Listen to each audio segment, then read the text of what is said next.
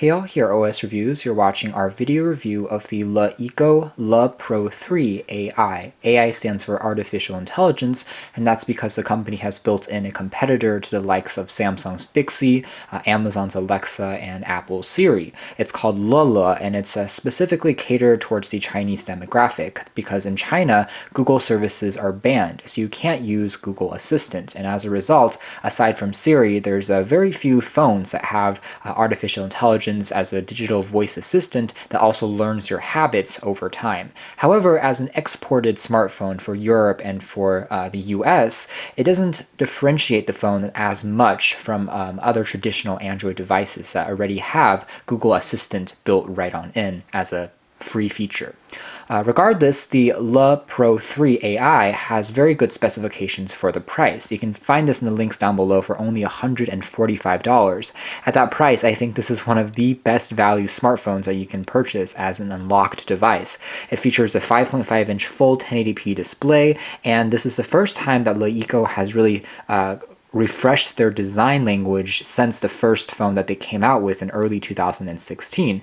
Instead of having a slightly angular and chunky design with very sharp antenna bends, it's blending right on in, at least on this black version. It makes the phone look very sleek and overall much more modern than their other offerings from the past. It also features dual 13 megapixel cameras, allowing you to change the depth of field later on. It also allows you to change the zoom. You can capture images in 16:9 or by 4:3 aspect ratio. There's also a dual-tone LED flash and a fingerprint scanner. Complementing this is 4 gigs of built-in RAM along with either the MediaTek X23 or X27 processor. Both processors are Deca core, so there's 10 cores clocked either at 2.3 GHz or 2.6 GHz. So this is a phone that has pretty much a flagship level specs for MediaTek powered devices. Slightly not as powerful as a Snapdragon flagship, but again, at $145, you really can't go wrong. LeEco is a brand that is similar to Xiaomi. It's a company that has a more reputable backing. There's hundreds of employees compared to other brands that are exported from China like HomTom or Bluebo, which are much smaller companies and they don't have as much of a backing on their warranties. In addition, they were previously known for making more of replica or clone devices instead of really original phones. So you're getting something that has more of a peace of mind. Starting with the design, we do have quite a few similarities with Xiaomi's Redmi series. It looks, again, very similar on the front. This is the 4X, and you can tell that with the capacitive keys on the bottom, the bezel sizes are also quite similar. Overall, the edge bezels on the phone are fairly slim, but they're not, again, invisible on the top and on the bottom. And it has still a slightly older and more traditional 16:9 aspect ratio as opposed to 2:1, which seems to be the current standard. But otherwise, we have, again, very similar build quality made out of aluminum, although Xiaomi tends to have plastic tops and bottoms for their antennas, so the tops and bottoms of the phones feel slightly weaker, whereas on this particular phone, everything is made completely out of aluminum, even the bottom. There's just a very discrete antenna line made out of plastic. So in this regard, it's slightly more similar to Apple in their build quality. It just feels a little bit more premium. Next to a phone like the 6 Plus, 6S Plus, 7 Plus, 8 Plus, you can tell how Apple's phones, which have the same 5.5-inch display, are slightly larger because their bezels on the top and bottom are even larger than what LeEco are doing. So as a result, you are getting a same-sized phone with a slightly smaller footprint. So overall, it remains pretty comfortable to hold in one hand. On the top, you also have access to an LED notification light that will glow when it's charging and when you get new text or messages. There's also the earpiece, the 8-megapixel front-facing camera for capturing selfies. On the bottom here, again, we have the 3 capacitive keys, which takes you back home, back, and opens up the multitasking drawer. And on the edge, we have access to the SIM card tray. It takes 2 Nano SIM cards, which means it's a dual SIM phone. The top features a IR blaster, which means you can use it to control your television set. On the top, there's also access to a volume rocker and a power switch. Both of these keys are tactile and responsive and made out of metal. They don't rattle or move, so they're very firm. The bottom also features a Type-C port, which supports Qualcomm's 3.0 for quick charging, allowing you to fully charge up the 4,000 milliamp hour capacity battery in under an hour and a half. It'll get you around 2 days of use before you need to recharge it again.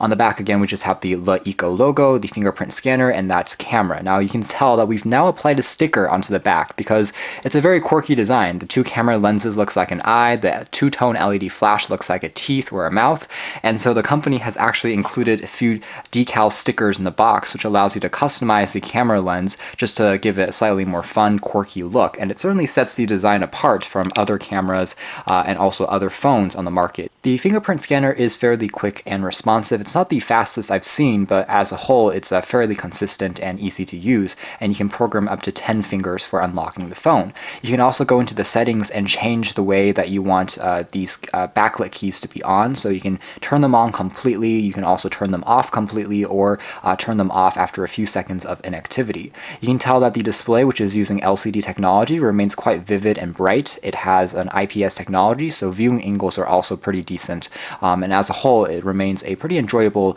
panel for interacting with media and content. It's very sharp, as well as very natural looking in terms of color. It's not overly saturated. Colors are well calibrated, which is rare to find on such a low-cost phone.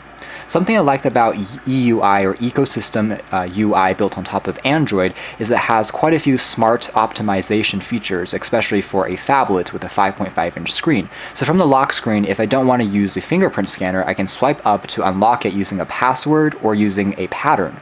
Depending on what region of the screen I'm hitting, let's say I'm using this with my right hand and swiping over from the right, it's going to appear closer to my hand for easier entry. However, if I swipe it up using my left hand, it's also going to appear closer to the left. So even if you have smaller hands, the phone is still really easy to use and unlock, which is again very clever and smart.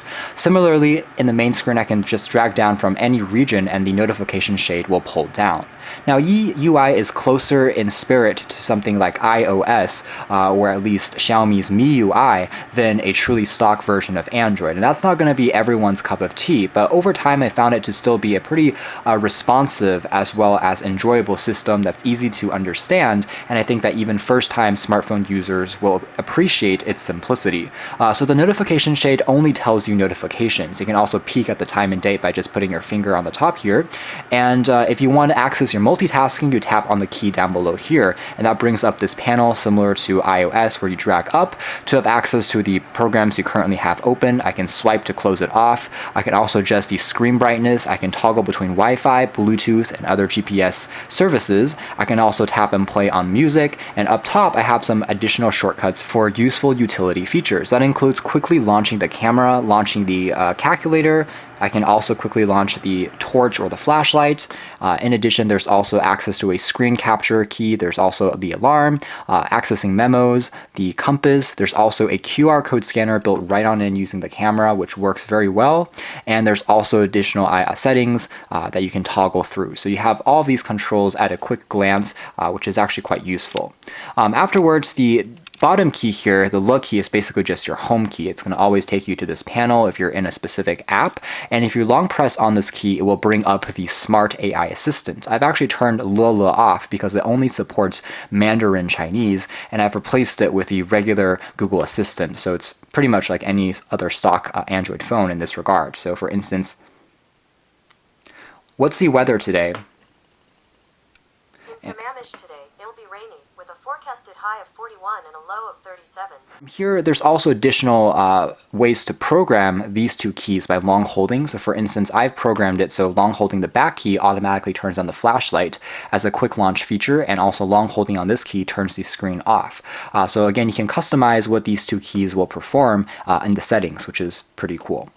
The other interesting thing about EUI is that there is a center icon that can't be removed from the main screen. It actually takes you into LeEco's proprietary video streaming service. It consolidates various types of content, whether it's comedy, action, movies, TV shows, and quick sketches, similar to what YouTube would provide, but since LeEco is pushing for their own services, that's why they've put that button down below. Overall, it's not a huge deal. I've still found YouTube to be preferable because I was more familiar with it, but overall it's not bad. Most of the content and services, however, are slightly geared more towards Asian countries and China in particular, so that's something to quickly point out. Another unique thing about EUI is there's a separate page very similar to HTC's Blink feed or the notification page on iOS, and that simply will pull down various news, weather, as well as videos as they come along. So it's again, a pretty useful page if you do want an RSS feed built right onto a homepage. There's also an option for you to hide this panel from view if you don't want to see it. So tapping on the hidden view will now disguise this page, and now we just have our traditional Android panels on here. In terms of apps, there are quite a few proprietary ones that LeEco have designed just for their smartphones, and it's mostly just a graphical overhaul compared to what we would see on a stock Android phone. So there have been a few optimizations that the company has made, but as a whole, the apps are still pretty fast and responsive. This is what a clock app looks like, for instance, and there's also their remote control app, again, for again, accessing a television, a DVD player, an air conditioner. That actually works pretty well too.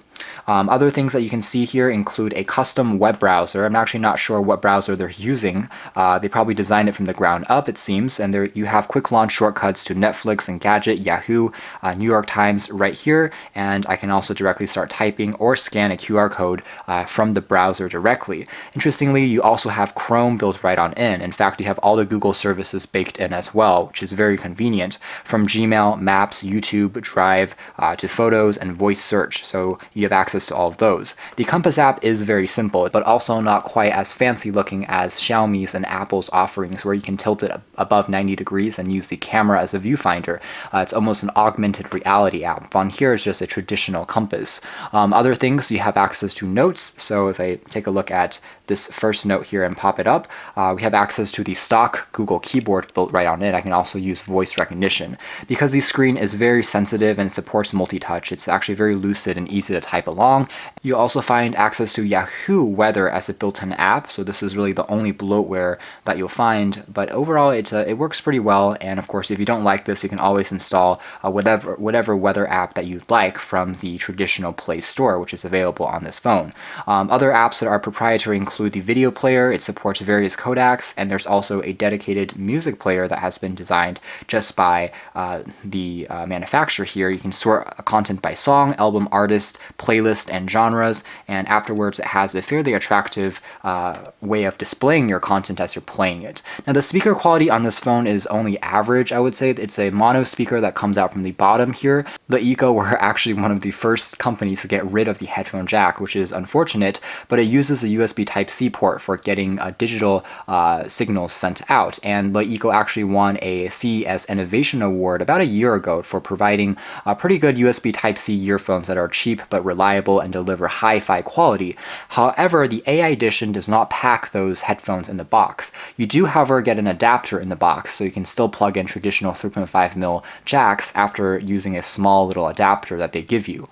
So that's the overall sound quality. I would say it's decent. The biggest disappointment for me is compared to the regular version of the LeEco Pro3 is that version came with stereo speakers. Similar to what HTC did on their HTC 10, there was the earpiece that acted as a speaker, and the bottom also acted as a speaker, so it gave you a very immersive experience. But on this phone, the top is just a earpiece. It doesn't act as a speaker anymore. Call quality on the Le Pro3 A.I is excellent. It has noise-canceling microphones, and reception quality was also quite strong.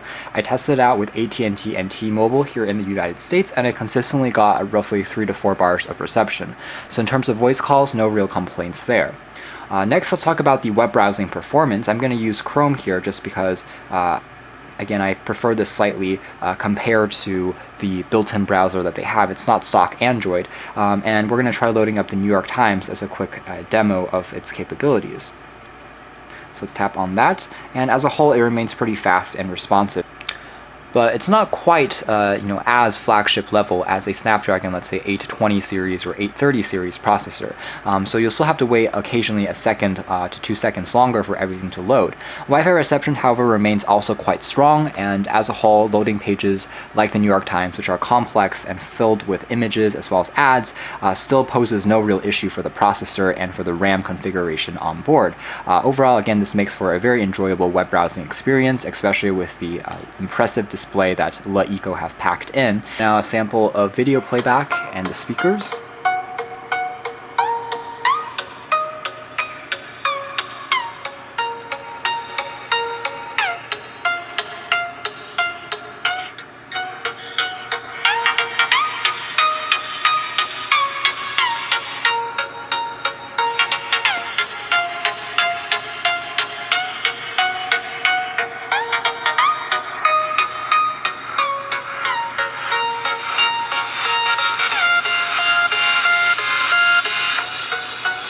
Alright, so let's pause the sample there. Overall, playing back YouTube videos is enjoyable, just like Netflix and Hulu. You can download any of those apps, of course, without any problems in the Play Store, and the phone handles it very well. The speakers, as you heard there, are perfectly acceptable for quick clips that you may want to share with friends and family, and fills up smaller rooms and spaces without too many problems. It's just not a stereo speaker, which would have been, again, a bit more impressive. But overall, again, as a budget phone, it certainly already does a pretty good job. Let's talk about the photo quality next. Again, this is one of the more interesting elements of the AI edition, is that it has dual camera setup. On this phone, the lenses are of course real, just like on Xiaomi's phones and Apple or Samsung, so you do have a pretty convincing depth of field. Single sensor can also be used to capture already pretty nice looking images, especially in good lighting environments. Under low light, it struggles a bit more, as expected for a budget phone. This key, which switches to the front-facing camera, which also produces fairly impressive looking results under low light environments, which means that it's a great camera for video chatting purposes. And there's also the ability to change the aspect ratio of your images. Right now we're in 1:1, which looks like a box, and this one is the 4:3, which is the one by default. And finally, I can go into 16:9, which stretches the images out a little bit. I suspect that this is mostly a software trick as opposed to something that the secondary lens is doing, but you can definitely play around with it and see how it kind of changes the shape and almost the zoom effect of the lens. Tapping on this key allows you to use the secondary lens in the bokeh mode. What's cool about the Le Pro3 A.I is you can change the intensity of the bokeh afterwards, so you can post-process what regions of objects you want to focus on and blur out, which is pretty cool. It's not 100% accurate, but it detects edges of objects pretty well. It does tell you to be within 1.5 meters of an object, so this is going to be a mode that works best when your objects are close up. Taking a closer look at some of our sample images, I was reasonably impressed with the detail as well as the color accuracy of the sensor. 13 megapixels obviously isn't quite as high as some other crazy 20 or 30 megapixel cameras on the market, but as a whole it does a good job, and even in slightly more challenging lighting environments it does a good job. Here is a black and white image. You can see it captures the details in these trees actually pretty well. And again, it does have a secondary black and white sensor, so that works well. And this is an image that I tried using the bokeh effect. So let's try readjusting some of these properties.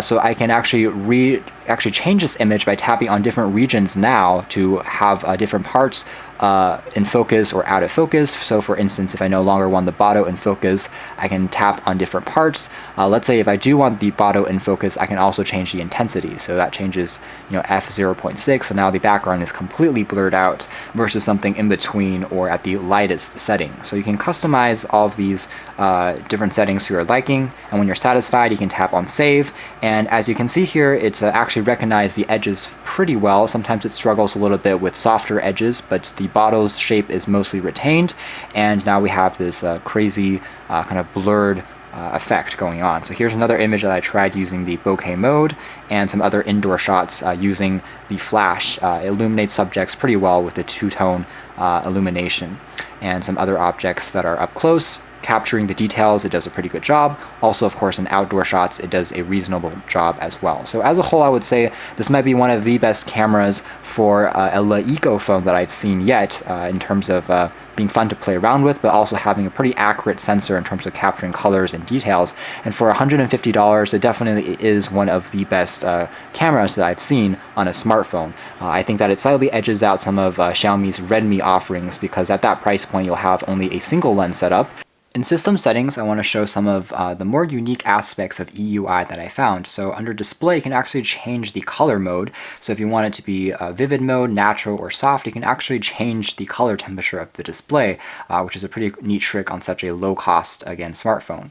So going back here, I can also change to scale the view. So if I can make the text as well as icon slightly larger or smaller, I can also enhance videos. So it can upscale the smoothness and resolution of videos to 1080p, even if you have a slightly lower res video playing back, which is again pretty cool. LED notification light can be changed for different types of incoming notifications. There's also the, again, ultra resolution mode I was talking about, and an eye protection mode. This adds a yellow tint to the display, and it's similar to what Flux does as an app on Android or iOS, and it prevents blue rays from entering your eyes, which are harmful, especially if you're trying to fall asleep at night. So if you're reading something in bed in the dark, this is is a great mode that's built on N, and it's also one of the shortcuts that I showed you guys previously on the top here. So you can access all of those things on a quick touch.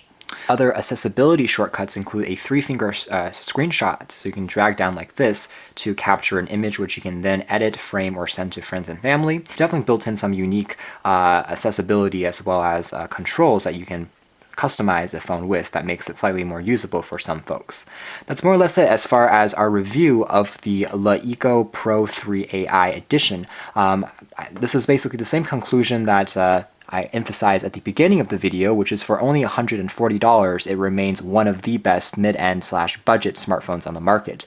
Not only does it look premium, but it feels incredibly solid in the hand because everything is made out of metal and there are no plastic bands or no plastic, bottom and top parts like Xiaomi does for their Redmi phones.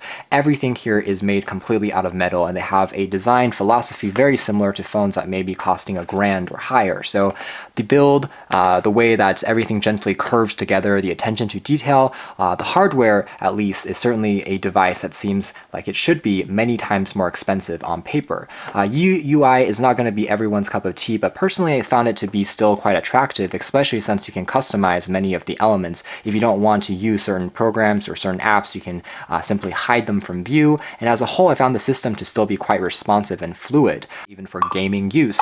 More demanding titles like Asphalt 8 will take maybe a split second longer to load and may occasionally have a slight choppiness if you have lots of apps running in the background, but as a whole the GPU and processor package of this Deca core unit is more than sufficient for light gaming and still remains, again, quite impressively fast even if you jump in and out of the game. So as a whole, again, most of your day-to-day tasks as well as your utilities, your phone calling, web browsing, video watching, everything it handles with ease. In addition, it packs a pretty decent camera as well that gives you a nice bokeh effect in a real dual lens setup that works well, that has also a very good front-facing camera that works well even in low light environments, and a dual tone LED flash that works well for illuminating subjects without giving you an artificial tint. So you really can't go wrong if you're on a budget, you're looking for an unlocked GSM quad-band phone that gives you one of the best build qualities that you can get in a 5.5-inch phone, but at the same time you want to save a few dollars and go for a slightly new player in the smartphone industry. So you can check out more details about the LeEco Pro3 A.I edition in our official written review, but for now this has been our video. Thanks for watching here at OS Reviews.